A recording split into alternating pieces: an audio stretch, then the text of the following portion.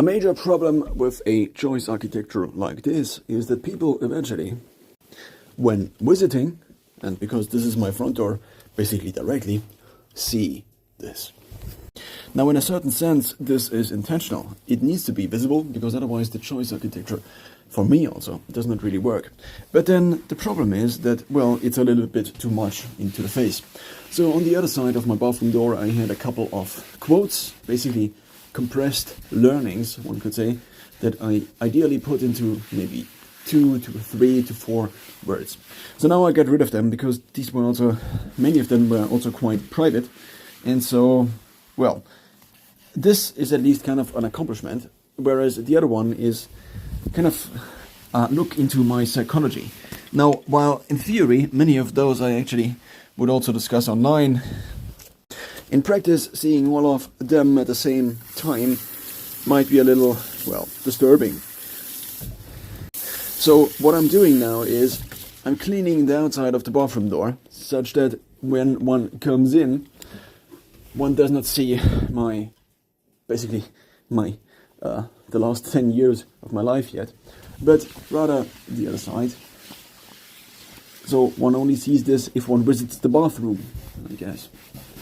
So currently I'm trying to get rid of the last couple of black spots from the non-permanent marker I used, but it seems to be going fairly great. It was a little bit of work, but this was to be expected.